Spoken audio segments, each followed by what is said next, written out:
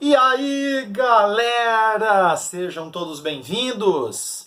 Nós estamos hoje aqui no Mestre dos Nerds.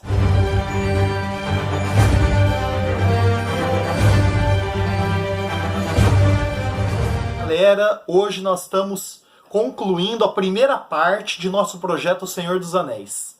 Então hoje nós vamos falar do filme O Retorno do Rei, que é a conclusão épica de toda a história da literatura Senhor dos Anéis, produzida pelo Tolkien, a pedido de seu editor lá em 1937, com o sucesso de O Hobbit. O terceiro filme, ele inicia mostrando um pouco da história do Gollum. Né? O Gollum, o Sméagol, quando ele era Sméagol, né? Sméagol e Dígol, que eram dois hobbits, onde eles, pescando, o Dígol encontra o anel no fundo do rio. Aquele anel de poder do Sauron, ao qual Isildur foi morto por causa dele, e o anel ficou afundado no rio por 2.500 anos. Né? E até aquela fala da Galadriel, né? A história virou lenda, a lenda virou mito, e algumas coisas que não deveriam ter sido esquecidas se perderam. Dígol encontra o anel, leva para Sméagol. Sméagol imediatamente já se corrompe com o anel, mata Dígol e pega o anel. E ali, Sméagol fica 500 anos de posse do anel. E é interessante que nesses primeiros momentos, ele mostra como que ele vai se deteriorando. Então ele vai perdendo o cabelo, ele não quer mais ficar na claridade, ele quer ficar dentro da caverna, na escuridão, vai comendo peixe cru, as unhas dele vão crescendo, ele vai ficando branco, esquelético, magro. Então ele vai sofrendo toda a transformação de Sméagol para Gollum.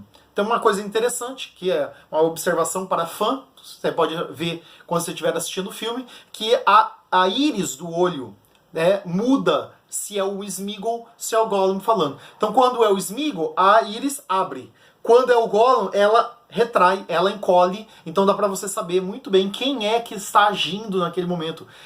Que pode estar fingindo ser um ou outro, mas pelo olho você percebe. Aragorn, Legolas, Gimli e agora Merry e Pippin e o Gandalf voltam para Edoras, que é a capital de Rohan, né, juntamente com o rei Théoden e todo o seu exército, e lá eles se estabelecem, esperando as próximas movimentações do inimigo, sendo que Saruman havia sido derrotado, faltavam apenas as movimentações dos exércitos de Sauron. Eis que numa jogada do destino, eles estão dormindo, e o Pippin fica curioso sobre a Palantir que está nos braços do Gandalf. E ele vai lá e pega a Palantir. E quando ele pega a Palantir, imediatamente ele vê Sauron. E Sauron acha que ele está com o anel. O Sauron olha através da Palantir e o Sauron acha que ele está com o anel. Ele começa, né, a se movimentar, gritar, o Merry começa a chamar ele, Aragorn acorda, vai lá, pega a pedra, tira da mão dele, o Sauron vê ele e acha que ele capturou, que ele está com o Hobbit que está com o anel. Então, uma loucura. E aí, o Gandalf tira a pedra deles e o Gandalf já começa a ficar preocupado, porque ele fala, olha, o Pippin olhou para Sauron e o Pippin narra que viu a árvore branca, uma árvore branca pegando fogo. É interessante, porque é aí, neste momento, que eles vão descobrir o plano do Sauron. Porque a Palantir você olha tanto de um lado quanto do outro. O Sauron viu o Pippin achando que o Pippin estava com o anel. E o Pippin viu a árvore, ao invés de ele ver somente o Sauron, ele viu a árvore branca de Gondor, né, trazida por Elendil, né, e plantada em Gondor, e agora ela está branca, velha, no outono, né, que é o período de decadência de toda a sociedade dentro da Terra-média. Ele viu a árvore branca de Gondor pegando fogo. Então qual é o projeto do Sauron? Invadir e atacar Gondor. E aí o Gandalf fala pro Aragorn, olha, fiquem vocês com Théoden e levem os exércitos até Gondor. Eu vou antes e já vou ver o que está acontecendo lá. Eu vou levar o Pippin. Por quê? Porque ele é um risco para ficar aqui, tá certo? Porque o Sauron agora está atrás dele. O Gandalf parte a cavalo juntamente com o Pippin, que na verdade ele estava tirando o Pippin daquela região, porque o Pippin agora era um medo, uma preocupação do Sauron ir até ali e atacar, né? E eles vão até Gondor. Chegando em Gondor, eles entram, né, em Minas Tirith, que é a cidade, a capital de Gondor, e eles vão até o palácio, né, onde Denethor governa. Denethor é um regente. É bem interessante aquela cena, bem emblemática, que quando ele entra, né, o Gandalf com o Pippin entram no palácio de Denethor, lá no final você vê uma escadaria branca, no alto da escadaria um trono branco, que é o trono do rei. Mas não tem rei Gondor. Gondor tem um regente. E o Denethor está sentado embaixo num troninho preto pequenininho, que é o trono dos regentes. E lá o Denethor já revela-se que já sabia sobre a morte de Boromir. E aí o Gandalf tenta conversar com ele, mas não tem jeito. O Pippin avança à frente e se coloca aos serviços de Denethor. Sam, Frodo e o Gollum, eles estão buscando um outro caminho para entrar em Mordor, para destruir o Anel. Então o Gollum leva eles até Cirith Ungol. Então eles deveriam chegar até Minas Morgul, onde viviam os Nazgûls, subir a escada sinuosa, que é uma escada talhada na pedra, né? Entrar em Cirith Ungol, que é o túnel da Laracna. Laracna é uma aranha gigantesca, né, que devora orcs, devora qualquer coisa. E de lá eles entrarem, se sobreviverem, entrar dentro de Mordor. Mas qual é o objetivo do Gollum? O objetivo dele é levar eles até Cirith Ungol e deixar a aranha comer eles. Matar os dois e comer. E ao final, o Gollum vai lá e pega o anel depois dos restos mortais deles terem sido devorados pela aranha. Então olha a ideia dele. E eles sobem. Na subida, né, uma subida muito longa, eles param, descansam, dormem.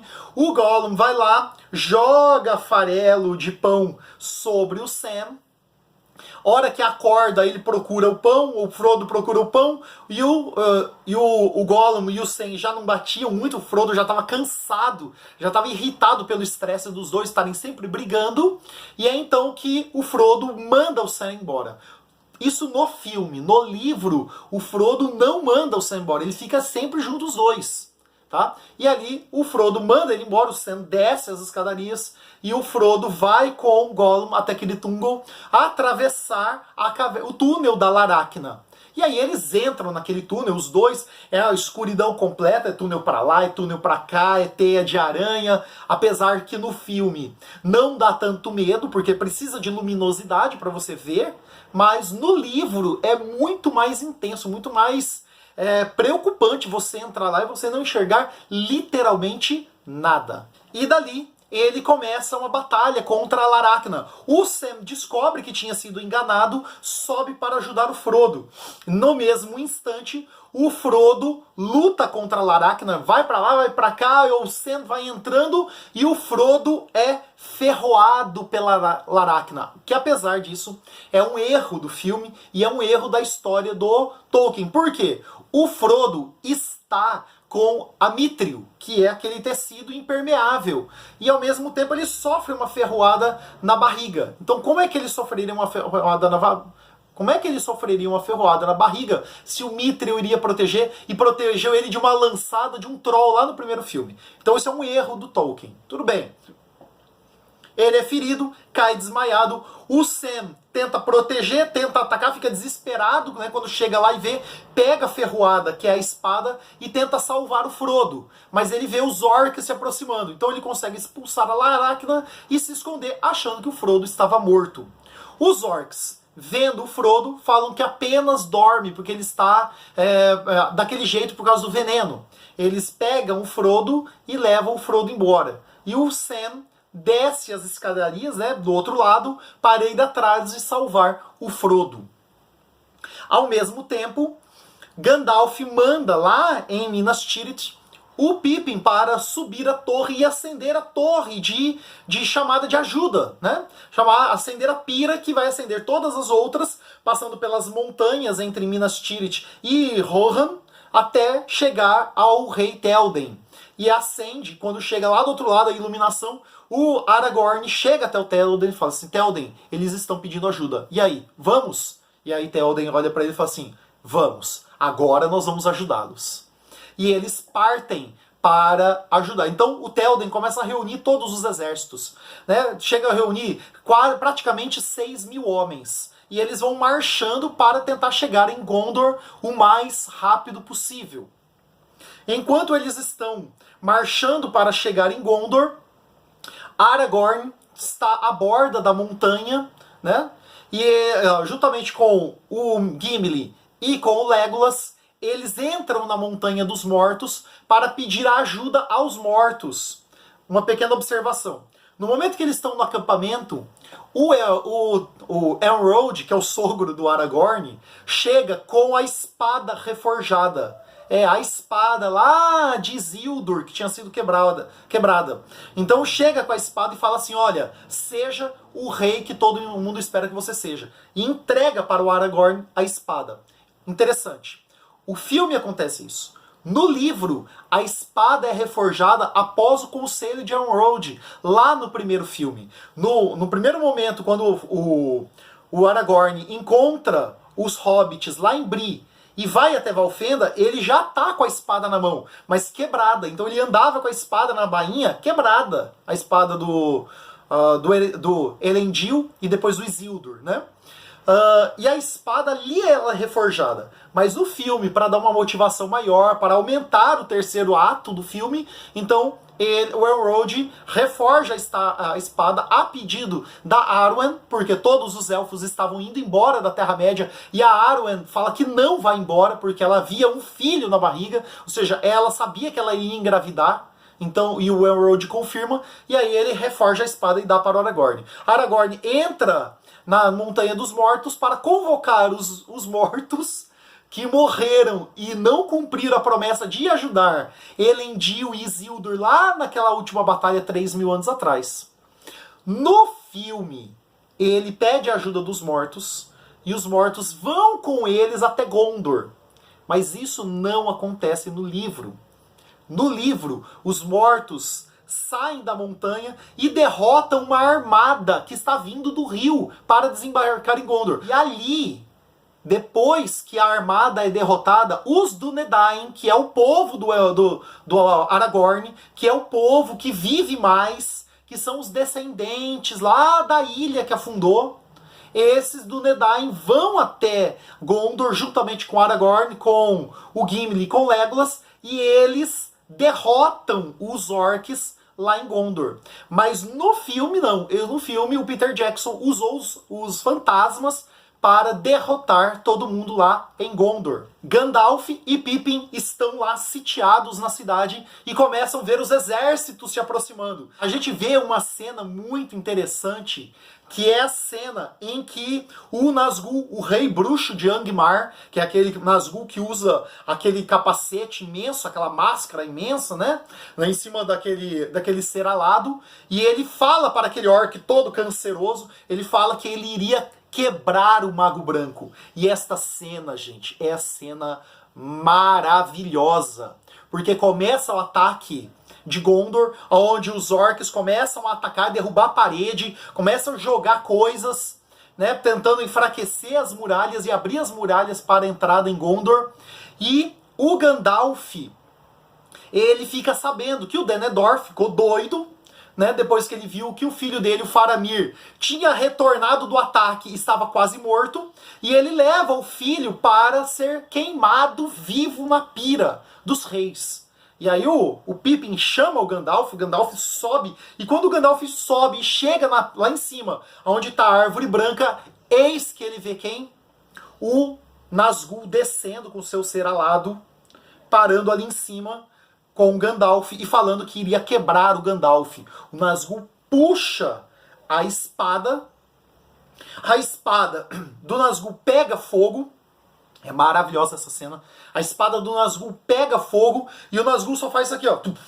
E o cajado do Gandalf agora explode.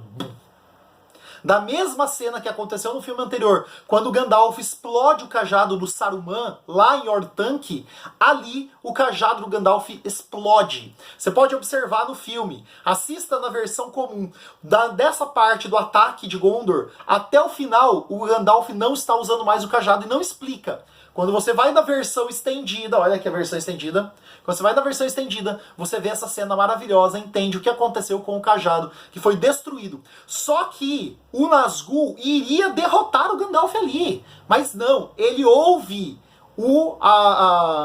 os exércitos, algum exército chegando, ele ouve as cornetas tocando. E aí ele bate as asas e sai dali, o Gandalf vai lá e salva o Faramir. Quem está chegando? Está chegando o exército de Rohan, né, que são os Rohirrins, na figura do Théoden. O Théoden, rei Théoden, que ele é foda, né? Ele chega para lutar. Então ele para ali, ele faz um discurso maravilhoso, você não tem ideia.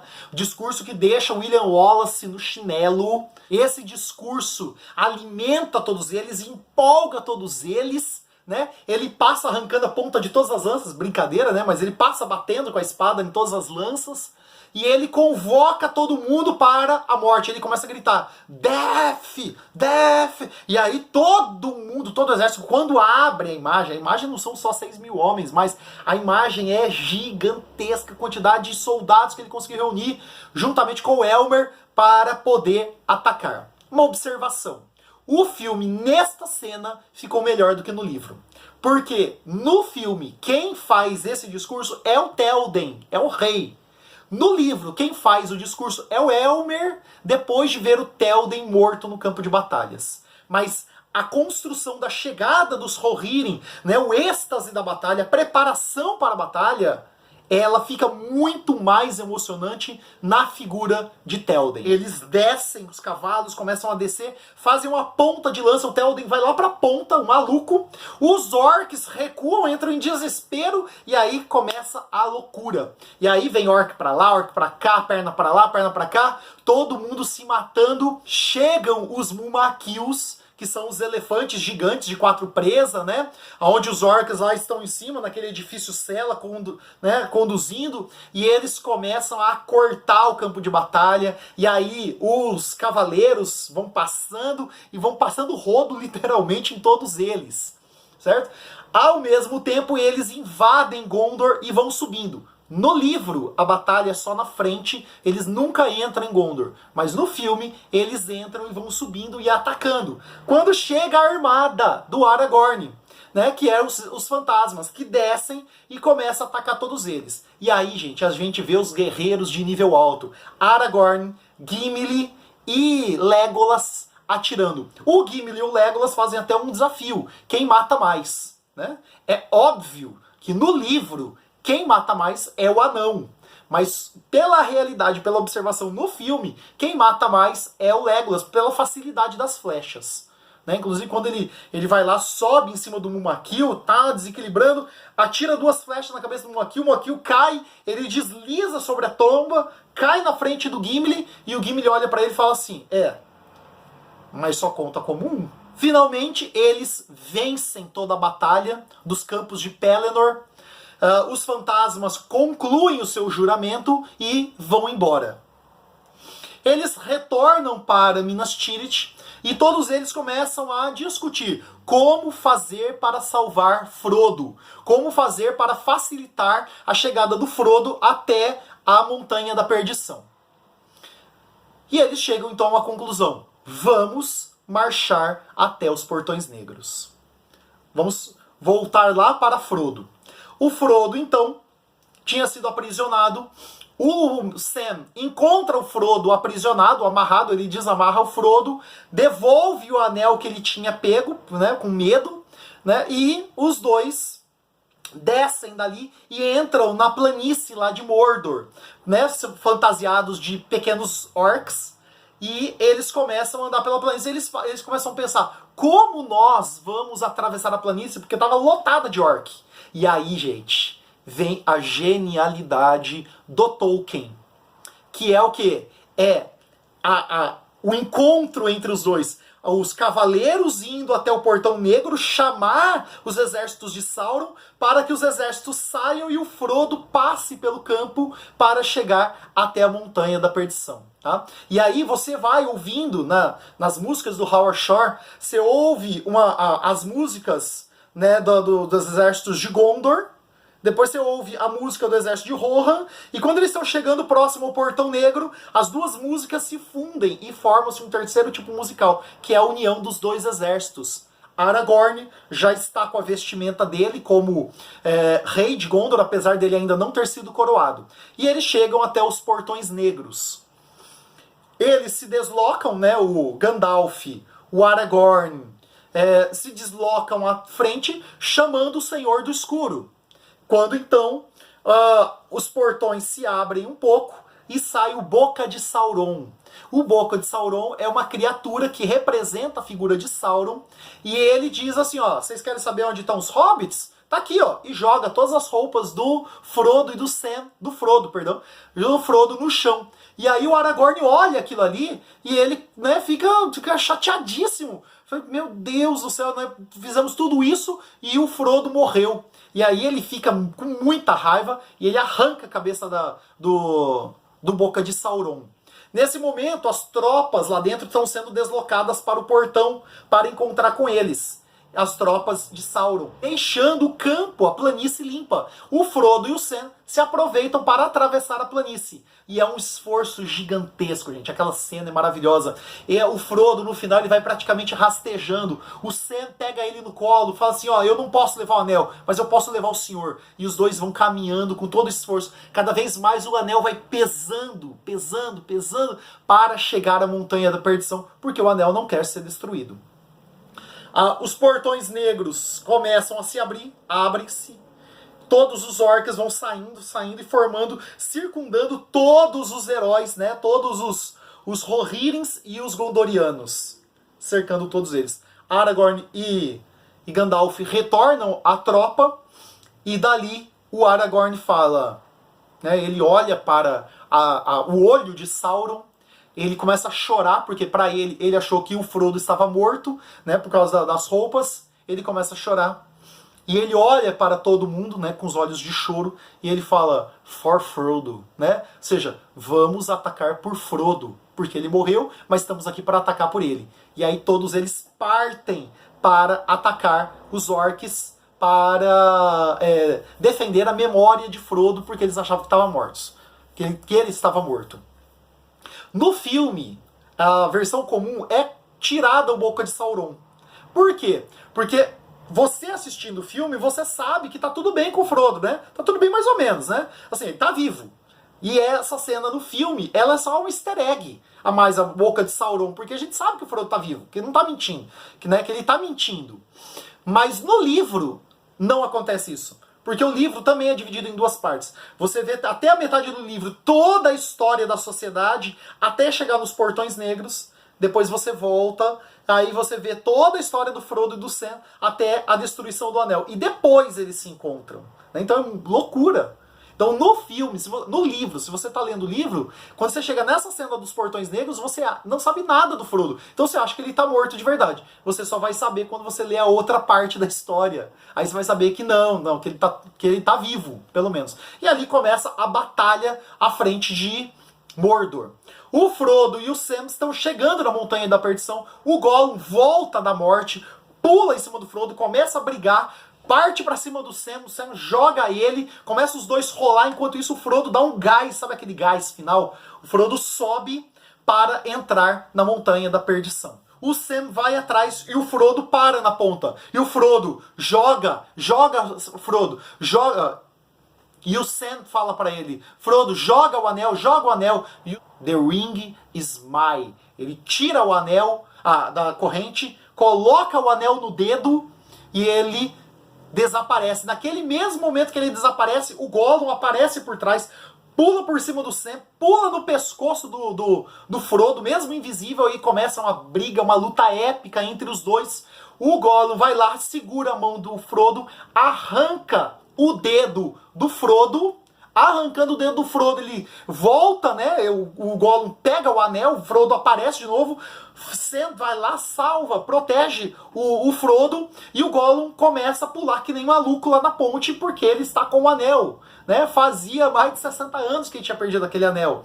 E aí o Frodo, ainda enfeitiçado pelo anel, sai correndo e briga, os dois começam a brigar pelo anel, e os dois escorregam na beira da montanha, onde lá embaixo está a lava do vulcão.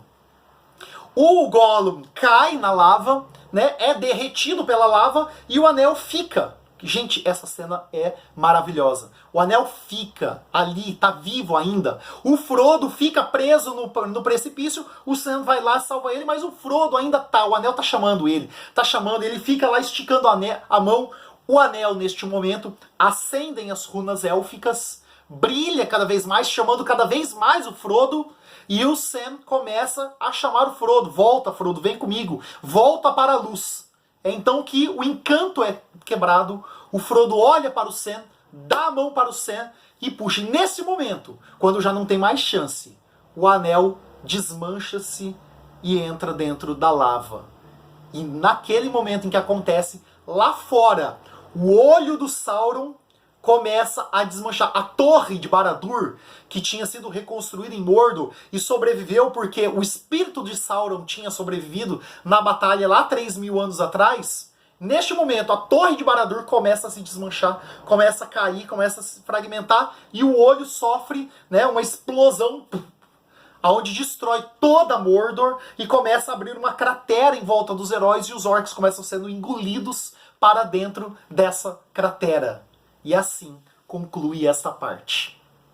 O final, né, após esse momento, o Frodo e o Sam saem da montanha e ficam lá presos na pedra, até que o Gwaihir vai lá e salva eles.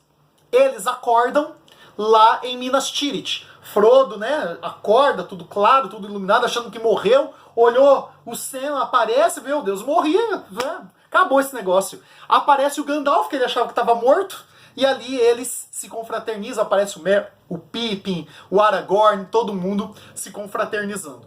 E assim nós chegamos no momento mais emocionante da história, que é a coroação do Aragorn. O Aragorn vai ser coroado pelo Gandalf, e ele canta uma música em Quenya, que é Et Erlo Endorena Utulien, que diz: do grande mar para a Terra-média eu venho, neste lugar subsistirei, a mim e aos meus herdeiros até o final dos tempos.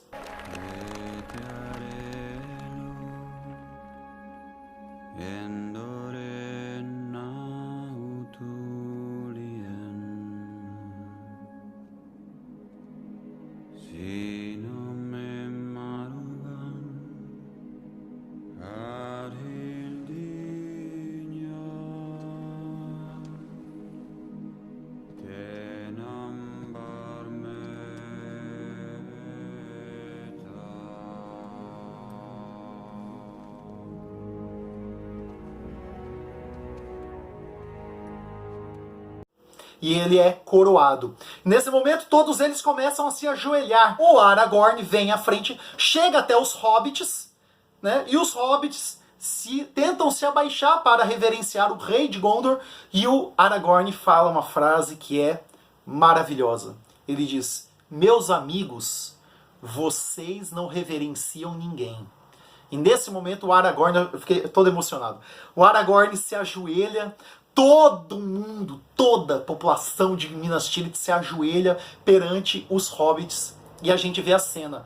Todos ajoelhados e os hobbits de pé, vendo todos eles se curvando a eles. Gente, que cena emblemática, que cena maravilhosa. Depois dessa cena, eles retornam para o condado. E do condado, o Frodo fala assim: é aí, gente, ó, vamos... eu preciso levar o meu tio para os Portos Cinzentos. E aí eles vão até os Portos Cinzentos, despedem-se do Bilbo, o Bilbo entra no navio, o Bilbo tá bem velhinho, e o Frodo olha para eles e fala assim: galera, também vou nessa. E aí começa cara de choro, todo mundo, né, ameaçando chorar, e ele vai se despedindo de um, de outro, abraça o Sam e vai embora. E assim encerra a história. E assim Sam retorna ao condado, concluindo o livro que o Bilbo tinha começado a escrever lá atrás. Né? Então ele conclui a história dizendo, né, lá e de volta outra vez. Né? Que é muito bom viajar, que é muito bom sair de casa, mas o melhor é retornar para o lar. E assim conclui a história. Tá bom? Abraço! Obrigado pela paciência de ter me ouvido. E ó, curte, se inscreve no canal, tá bom? Abraço e até a próxima!